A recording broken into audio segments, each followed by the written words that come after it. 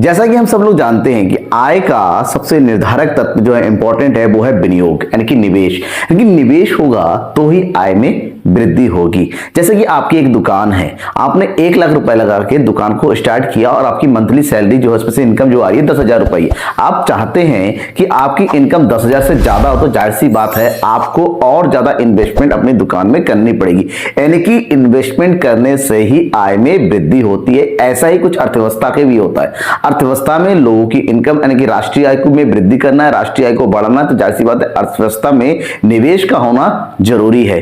जब तक निवेश नहीं होगा तो आय में वृद्धि भी नहीं होगी। इसी बात को प्रोफेसर कीन्स ने अच्छे से एक्सप्लेन किया, क्योंकि 1929 की जो मंदी आई थी उसकी सबसे बड़ा रीजन था कि अर्थव्यवस्था में निवेश का कम होना था। तो कीन्स ने बताया कि अगर आप अर्थव्यवस्था में निवेश करते हैं तो यह ध्यान में रखना कि जितना निवेश किया कुछ समय के बाद आने वाले समय में वो निवेश कई गुना ज्यादा बढ़ जाता है। तो यहां से उनके कॉन्सेप्ट निकाला, जब निवेश की तुलना में आय में कई गुना अधिक वृद्धि होती है तो इस स्थिति को उन्होंने नाम दिया निवेश गुणक। गुणक का मतलब कई गुना ज्यादा होना, इंग्लिश में बोला जाता है मल्टीप्लायर, जिसको नॉर्मली हम शॉर्टकट में कैपिटल के के थ्रू दिखाते हैं। इसलिए उन्होंने जो क्या कहा था, एक कॉन्सेप्ट दिया, एक डेफिनेशन दिया निवेश गुणक के बारे में। कहा कि विनियोग गुणक हमें यह बताता है कि जब कुल विनियोग में वृद्धि होती है यानी कि अर्थव्यवस्था में निवेश को बढ़ाया जाता है, इन्वेस्टमेंट को बढ़ाया जाता है, तो उस आय उस राशि को बढ़ेगी जो विनियोग वृद्धि के गुना होगी। इसका मतलब ये हुआ कि अर्थव्यवस्था में अगर हम क्या करते हैं, निवेश में वृद्धि करते हैं, निवेश में तो डेल्टा आई, ठीक है ना, क्योंकि यहाँ पर जो डेल्टा होता है ना वो परिवर्तन को बताता है, वृद्धि को बताता है, कम या ज्यादा। तो अगर आय में परिवर्तन, निवेश में परिवर्तन होता है, वृद्धि होती है, तो आय में, ठीक है ना, आय में भी क्या होगी, वृद्धि होगी, यानी कि डेल्टा वाई होगा, वो भी इसके कई गुना ज्यादा। ऐसा इसलिए होता है क्योंकि आप अगर इन्वेस्टमेंट करेंगे, निवेश करेंगे, इससे अर्थव्यवस्था में क्या बढ़ेगी, उत्पादकता बढ़ेगी। उत्पादकता बढ़ेगी, उदारता मतलब कंजप्शन बढ़ेगा, ठीक है ना, क्योंकि निवेश करने से ही आप चीजों को खरीदेंगे, आपका खर्च बढ़ेगा। अब उत्पादकता बढ़ेगी तो एक की उत्पादकता कंजप्शन खर्चा, दूसरे का क्या होता है, आय को जन्म देता। जब आय को जन्म दोबारा से निवेश होगा, इस प्रकार से प्रोसेस चलने लगी, धीरे धीरे जो आय कई गुना ज्यादा बढ़ जाती है। इसका मतलब ये होता है निवेश में वृद्धि के फलस्वरूप अगर आय में वृद्धि होती है तो इन दोनों के बीच का जो संबंध होता है, जितने गुना ज्यादा वृद्धि होती है वही हमारा निवेश गुणक कहलाता है। इसको अगर एक लाइन में स्टेटमेंट देना हो तो समझें कि अगर हमें निवेश गुणक निकालने के लिए कहा जाए, निवेश गुणक बराबर हो जाता है, तो इसको सिंपल कहते हैं निवेश गुणक जो है आय में परिवर्तन डिवाइडेड बाय किसमें, निवेश में परिवर्तन का अनुपात होता है, निवेश में परिवर्तन। इसका मतलब निवेश गुणक निवेश गुणक निवेश में होने वाले परिवर्तन के कारण आय में होने वाले परिवर्तन के बीच का अनुपात है। इसी चीज को प्रोफेसर डिलर्ड ने एक्सप्लेन किया था। और प्रोफेसर डिलर्ड ने क्या कहा कि निवेश में अगर वृद्धि होती है तो परिणाम स्वरूप आय में होने वाली वृद्धि के बीच का जो अनुपात होता है, रेशियो होता है, उसी को निवेश गुणक के नाम से जानते हैं। यानी कि यहां पर इसको एक छोटे से फार्मूला में से शो किया जाता है, that is K equal to delta Y upon delta I. ये इसके बीच का सिंपल सा एक छोटा सा फार्मूला होता है। मतलब साफ है, निवेश गुणक उत्पादक तो बढ़ाएगा, उत्पादकता यानी कि कंजप्शन को बढ़ाएगा, और कंजप्शन जो है आय को बढ़ाएगा, और आय दोबारा से इस तरह से एक सर्किल से घूम होता है। इसमें लास्ट में आय में काफी हद तक वृद्धि हो जाती है। कैसे वृद्धि होती है, ये होता है इसका कार्यकरण। लेकिन कार्यकरण से पहले हमें एक चीज समझना होगा, कार्यकरण को जो है मैकेनिज्म बोल सकते हैं, वर्किंग बोल सकते हैं, उससे पहले समझना पड़ेगा कि निवेश और उत्पादकता यानी कि कंजप्शन यानी कि प्रोडक्टिविटी से हमारा उपभोग का क्या संबंध है। तो ये समझ लेना, एक नया टर्म है दैट इज एमपीसी, जिसको हम बोलते हैं सीमांत उपभोग प्रवृत्ति तथा गुणक में संबंध। अगर हमने इन दोनों के बीच के संबंध को देखा तो ध्यान में रखेगा कि सीमांत उपभोग प्रवृत्ति और गुणक यानी कि के में क्या संबंध होता है, प्रत्यक्ष संबंध होता है। प्रत्यक्ष संबंध का मतलब क्या होता है ये समझिएगा। प्रत्यक्ष संबंध का मतलब होता है एक तरफ हम लेते हैं सीमांत उपभोग प्रवृत्ति, एक तरफ लेते हैं गुणक। अगर आपके सीमांत उपभोग प्रवृत्ति में वृद्धि होती है तो इससे आपके गुणक में भी वृद्धि होगी। कैसी होगी इसको मैं विद एग्जांपल आपको बताऊंगा। वहीं पर अगर सीमांत उपभोग प्रवृत्ति में कमी होती है तो आपके गुणक में भी कमी हो जाएगी। क्यों? क्योंकि अगर आप उपभोग कम करेंगे, अगर उपभोक्ता उपभोग कम करेगा तो जाहिर सी बात है उत्पादकों की आय में कम वृद्धि होगी। अब उत्पादकों की आय में कम वृद्धि होगी तो वो निवेश भी कम करेगा, और निवेश कम हो जाएगा तो धीरे धीरे आय का जो चक्र है वो भी कम हो जाएगा। इसलिए आवश्यक है अर्थव्यवस्था का उपभोग स्तर का बढ़ना, खर्च का बढ़ना। जितने ज्यादा उपभोग स्तर बढ़ेगा उतने ही ज्यादा अर्थव्यवस्था में आय स्तर की वृद्धि होती है, ध्यान में रखिएगा। अब इस चीज को थोड़ा सा एक्सप्लेन अगर मैं करूं तो ये देखिएगा किस प्रकार से ये संबंध होता है। ठीक है, तो अगर इन दोनों के संबंध की बात करते हैं तो इसके संबंध को सिंपली एक फार्मूले से शो किया जाता है यार। K बराबर 1/1 माइनस MPC होता है। और ध्यान में रखिएगा अगर MPC की सीमांत उपभोग प्रवृत्ति दे रखा है तो ध्यान में रखिएगा इसका उल्टा होता है K = 1/1 MPS होता है, क्योंकि MPS सीमांत बचत प्रवृत्ति को बताता है। उपभोग करने के बाद जो बचता है वो बचत होता है, यानी कि बचत प्रवृत्ति। इन दोनों में उल्टा संबंध होता है। उपभोग प्रवृत्ति गुणक को बढ़ाता है और सीमांत जो है बचत प्रवृत्ति जो है गुणक को कम करता है। एक एग्जांपल के साथ समझते हैं। एग्जांपल लेते हैं, उदाहरण है यदि MPC बराबर 0.75 है तो बताइए K कितना होगा। बताइए K कितना होगा। अगर यहां पर K का मान निकालेंगे तो MPC देने होने पर K का मतलब होता है 1/1 माइनस MPC, मतलब 1 माइनस 0.75। 1 से 0.75 को अगर हम घटाते हैं तो बचेगा 0.25, राइट। अब पॉइंट हटाया, 2 जीरो ऊपर बढ़ा देंगे तो ये 100/25 बराबर हो जाएगा 4। इसका मतलब ये हुआ कि अगर सीमांत उपभोग प्रवृत्ति 0.75 यानी कि 75% है, उस केस में हमारा गुणक है 4 होगा, यानी कि जितना भी आप निवेश करोगे उसकी 4 गुना ज्यादा आय में वृद्धि होगी। देखिए अब वहीं पर एक दूसरा एग्जांपल लेते हैं। यदि MPC बराबर 0.50 तो बताइए K कितना होगा। एक दूसरा एग्जांपल है, अगर हमारे पास यहां पर सीमांत उपभोग प्रवृत्ति MPC 0 यानी कम हो गया है तो क्या होगा, K = 1/1 माइनस MPC 1 माइनस 0.5 तो ये होगा 1/0.5। पॉइंट हटाया तो ये 10/5 कितना हो जाएगा 2। देखिएगा सीमांत उपभोग प्रवृत्ति के कम होने के साथ साथ हमारा गुणक भी कम हो गया। ठीक है ना, यहां तक कोई डाउट तो नहीं है, क्लियर। यहां पर ये डाउट नहीं होना चाहिए, लेकिन यहीं पर थोड़ा सा अगर हम सिंपली और एक दो एग्जांपल की तरफ जाएं तो हम क्या कह सकते हैं। गुणक निकालने से लिए एक दो एग्जांपल और बात करते हैं कि माना किसी अर्थव्यवस्था में आय में वृद्धि होती है, आय में वृद्धि रुपए 100 करोड़ की हो रही है और निवेश में वृद्धि हुई थी रुपए 500 करोड़ की। तो बताइए यहां पर कि गुणक कितना होगा। तो बताइए गुणक कितना होगा। तो गुणक का फार्मूला अभी बताया था मैंने, K = ΔY/ΔI। आय में वृद्धि डेल्टा वाई को बताता है और निवेश में वृद्धि जो है डेल्टा आई को बताता है, यानी कि गुणक कितना हो गया यहां पर 2। ठीक है, ये तो हो गया कि निवेश गुणक 2 गुना होगा।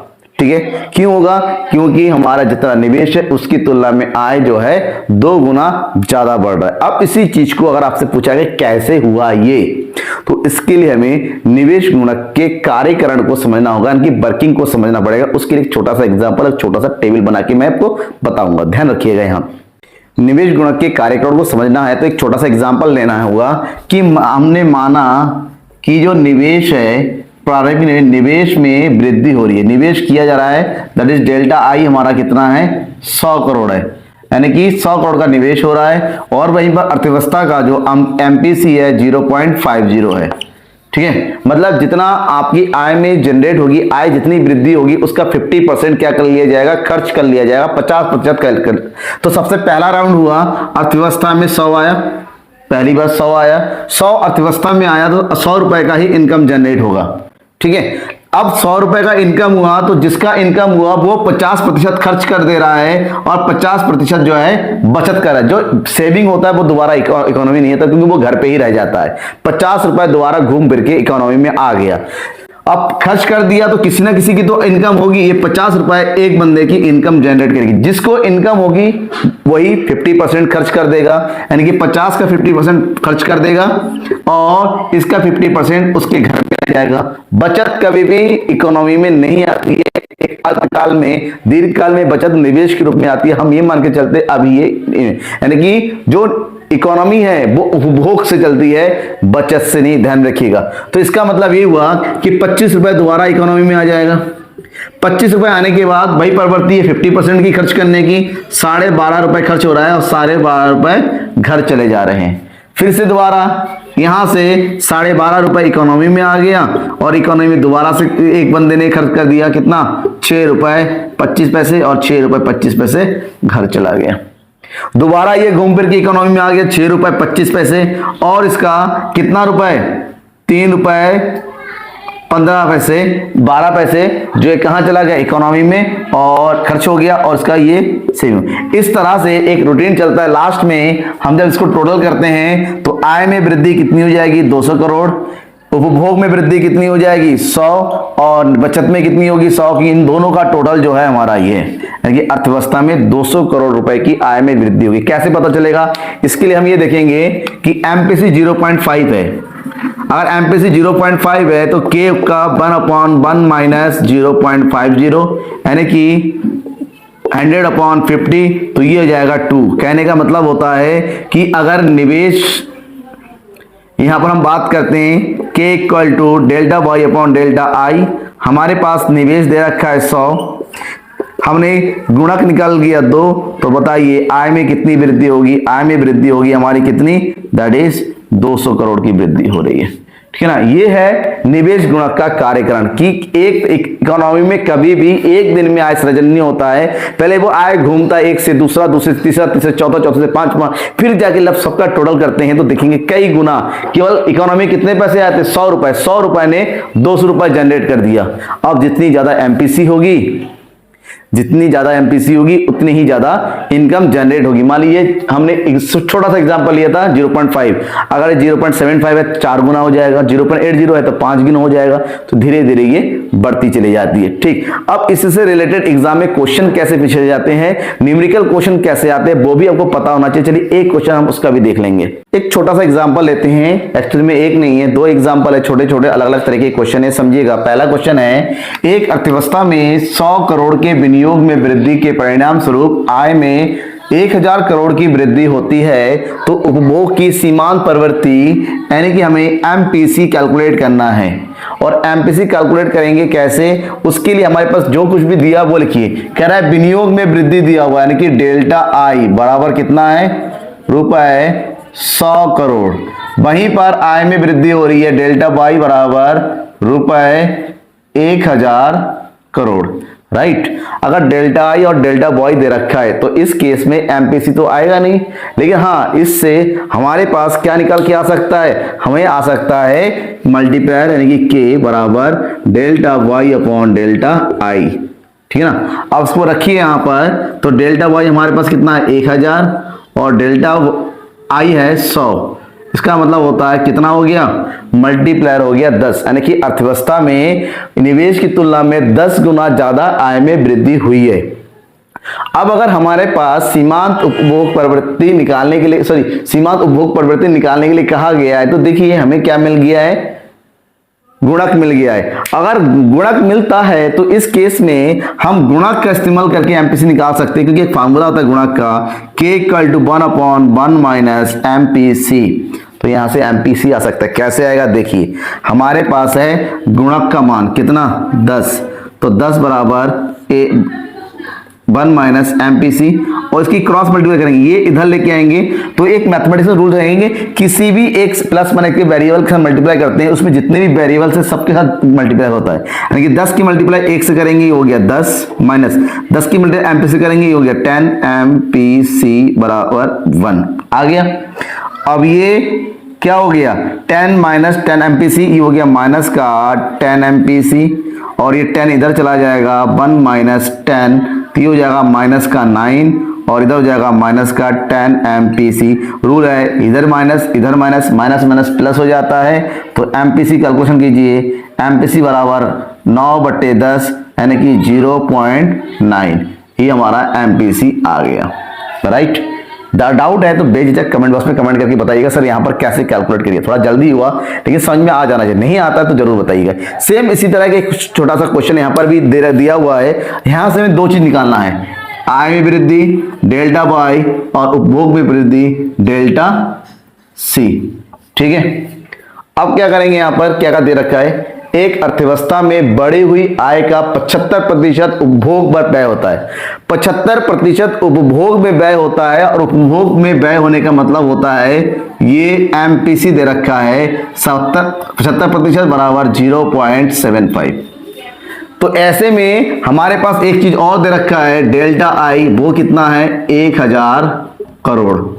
ठीक है ना, अब MPC है और डेल्टा, इन दोनों के बीच में तो डायरेक्टली कोई रिलेशन नहीं है लेकिन MPC से गुणक निकल सकता है। कैसे निकलेगा, क्योंकि गुणक का फॉर्मूला गुणक बराबर 1/1 माइनस MPC होता है 1 माइनस 0.75 इक्वल टू 1/0.25। कैलकुलेट करेंगे, पॉइंट आया 20 यानी कितना जाएगा 25 चौको 100 4, यानी कि गुणक का मान कितना होगा 4 होगा। अगर गुणक आ जाता है, निवेश में परिवर्तन दे रखा है तो गुणक का दूसरा फॉर्मूला यूज करेंगे, क्या, गुणक बराबर आय में परिवर्तन बटे निवेश में परिवर्तन। और यहां पर गुणक की वैल्यू दे रखा है हमारे पास कितना है 4, आय में परिवर्तन निकालना है और निवेश में परिवर्तन दे रखा है 1000। कहने का मतलब होता है निवेश की तुलना में आय में 4 गुना अधिक वृद्धि होगी, यानी कि आय में परिवर्तन हो जाएगा कितना 4000 करोड़। ये हो गया पहला आंसर, आय में वृद्धि कितनी होगी ₹4000 की। ठीक है, अब हमसे कहा गया है कि भाई उपभोग में वृद्धि कैलकुलेट करो। उपभोग में वृद्धि के लिए सिंपल है, कहा गया है कि आय का 75% उपभोग पर व्यय हो जाता है तो यहां पर हम निकालेंगे उपभोग में वृद्धि। तो आय है हमारे पास y मल्टीप्लाई y क्या हो जाएगा MPC, हमने ये निकाला 4000 का 75% निकालेंगे 0.75 तो ये आ जाएगा हमारे पास कितना आंसर 3000।